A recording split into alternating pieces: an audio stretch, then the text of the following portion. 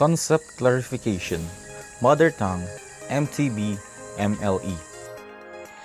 Mother tongue-based multilingual education is a formal or non-formal education in which the children's mother tongue is used in the classroom as a bridge in learning Filipino and English. That's according to Del Renomeron. Mother tongue is the beginning language of teaching and learning and has turned into Language 1 or L1 that leads to the learning of second language called Language 2 or L2 and a third language called Language 3 or L3. In the Philippines, Language 1 may differ across the country. There are 19 major local languages as medium of instruction of MTB-MLE. These are Tagalog, Kapampangan, Pangasinense, Iloco, Bicol, Cebuano, Hiligaynon, Waray, Tausug, Magindanaoan, Maranao, Chabacano, Ibanag, Ivatan, Sambal, Aklanon, Kinaraya, Yakan, and Surigao-non. Section 4 of the Implementing Rules and Regulation of Republic Act 10533, otherwise known as the Enhanced Basic Education Act of 2013, defines mother tongue as the language or languages first learned by a child which he or she identifies with, is identified as a native language user, or by others which he or she knows best or uses most. The end goals of MTB-MLE. The enabling goals are cognitive development, academic development, and second language development. Cognitive development is attained by the teaching of the mother tongue as a subject in grade 1 to 3 and by the use of mother tongue as the language of instruction. In mother tongue subject, the 5 macro skills, listening, speaking, reading, writing, and viewing are taught, and the result is the child develops oral competence in his or her very own mother tongue, which likewise enhances. The teaching of mother tongue subject also enables the child to acquire knowledge of language structure, phonemes, morphemes, syntax and context, grammar, semantics, and pragmatics. Mother tongue helps also to develop the child's comprehension of academic content that leads to lesson mastery, creative, and critical thinking. According to Malone of 2007, MTB-MLE makes school more welcoming to young children, and it makes the school feel like a second home as they enter a school that adds the sense of familiarity. Guiding principles for teaching and learning in MTB-MLE. First, effective language learning proceeds from the known to the unknowns. This means that you begin with what the learners know and use what they know to learn what they do not yet know. This is building on what the students know and gradually proceeding to the unknown. Second, language learning and all other kinds of learning, for that matter, is an active process.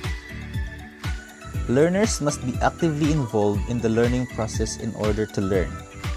To learn to speak, read, and write a particular language, learners must speak, read, and write the language. There is no way to learn a language except to speak, read, and write the language. Third, successful language learning focuses on the meaning, accuracy, and fluency, not either fluency or meaning for accuracy, but both meaning, accuracy, and fluency. In the early 1980s, many Western countries adopted the communicative approach to teaching language that focuses on getting learners to to communicate rather than master the correct forms of language, which basically meant that students were expected to use the language rather than just produce grammatically correct sentences.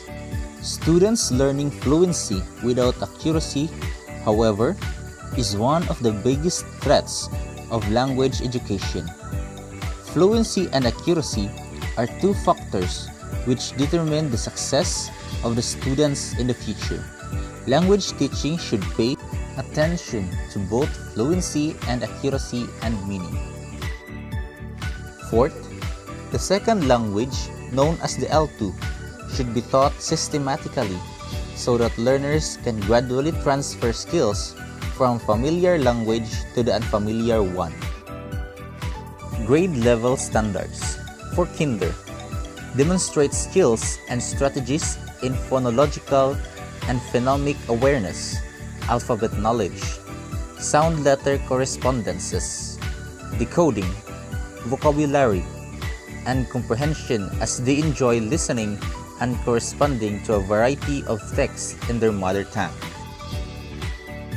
For Grade 1, demonstrate basic communication skills in talking about familiar topics using simple words and both verbal and nonverbal cues to understand spoken language, show understanding of basic vocabulary and language structures, reading process, writing system, and appreciates aspects of one's culture.